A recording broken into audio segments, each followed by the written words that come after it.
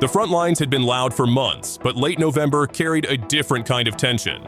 An electric stillness hung over the northern sector as both sides pushed their air campaigns to the breaking point. Ukraine was leaning harder into deep strike tactics, sending low-flying cruise missiles and reconnaissance UAVs threading through valleys and treetops. Russia, in turn, tightened its air defense net, pushing mobile systems closer to the line, building a shield that moved with the troops. In this growing duel between high-tech hunters and the machines meant to stop them, one system kept proving it could flip the tempo: the Tor M2. Short-range, fast-reacting, built for the kind of threats that now dominate the battlefield. This machine didn't wait for targets. It ambushed them. What happened next, recorded and released by the Russian Ministry of Defense, showed just how quickly a single Tor M2 can turn a Ukrainian strike from a looming disaster into a brief flash of light over the tree line. Keep your eyes to the story.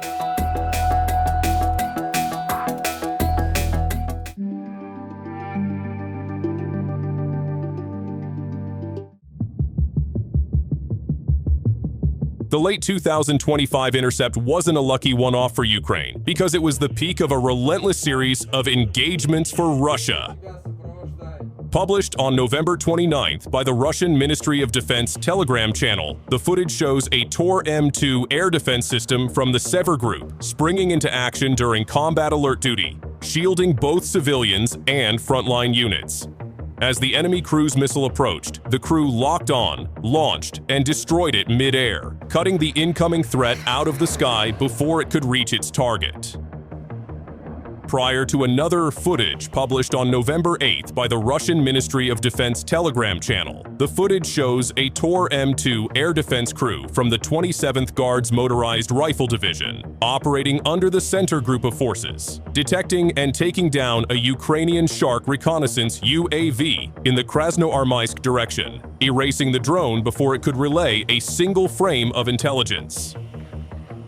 Still on the same Telegram channel, the chain of the strikes was once started in October 2025. A footage released on October 29th by the Russian Ministry of Defense Telegram channel, a Tor M2 surface-to-air missile system from the Sever Group of forces had already been at work in the Kharkov direction, intercepting and destroying Ukrainian reconnaissance and strike drones during combat duty, wiping out every UAV that entered its engagement zone. All of this played out while Russia was waging its heaviest airstrike cycle of the year.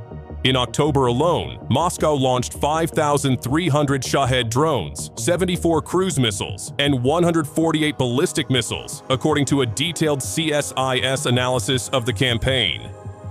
Ukraine tried its own retaliation throughout November, such as the combined strike on Crimea's air defense and UAV depots on November 28th, reported by Militarny, but the Tor M2 line held firm. But beneath the blast and smoke lies the real question analysts keep circling back to. Why has the Tor M2 become indispensable in Russia's layered shield?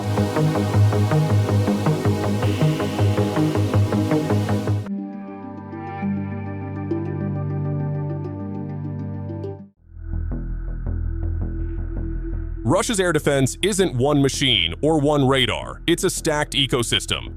The Tor M2 is the short-range predator sitting right above the troops and command posts. It catches what slips past the long-range S-400s, the mid-range Buk M3s, and the point defense Pantsir systems. And in a battlefield where storm shadows skim the earth at 30 to 70 meter altitude, short-range defense is often the only thing standing between a hit and a disaster.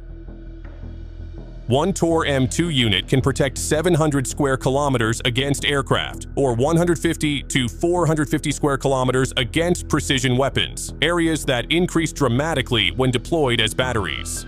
The result? A system that makes it extremely difficult for Ukraine to score deep strike successes, even with Western precision weapons. As Ukrainian planners increase the frequency of combined strikes, something Defense UA predicted could reach twice weekly, Tor M2 crews become the final lock on the gate.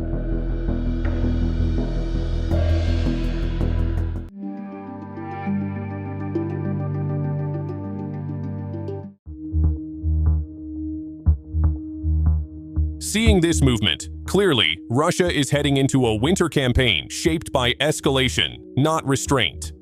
Missile factories are pushing harder than ever, feeding an arsenal designed for denser, more complex strike packages that can overwhelm whatever remains of Ukraine's defensive grid. Also, drone warfare is shifting too. The swarms are growing larger, attack patterns more coordinated, and the pacing more relentless. At the same time, Kyiv is expected to press on with long-range strikes using Storm Shadow or SCALP-EG, and if the West finally crosses the line, Taurus missiles is the answer. But in this tightening duel, the Tor M2 is moving from a supporting asset to a decisive piece of Russia's air defense architecture. Its role isn't just growing, it's mutating. More Tor M2 units are flowing into Donbass, Kharkov, and key logistics hubs, closing gaps and sealing corridors that Ukrainian missiles once exploited. Arctic M2DT variants are being staged for the northern fronts, where extreme conditions normally cripple radar performance but give Russia freedom to maneuver. Behind the scenes, new software builds are being rolled out to sharpen swarm discrimination and refine targeting logic against low-visibility, low-RCS threats. Sensors are being tuned for the next generation of Western cruise missiles and hardened UAVs. Integration continues with counter-UAV nets, mobile radio technical posts, and the expanding electronic warfare lattice stretching across the theater.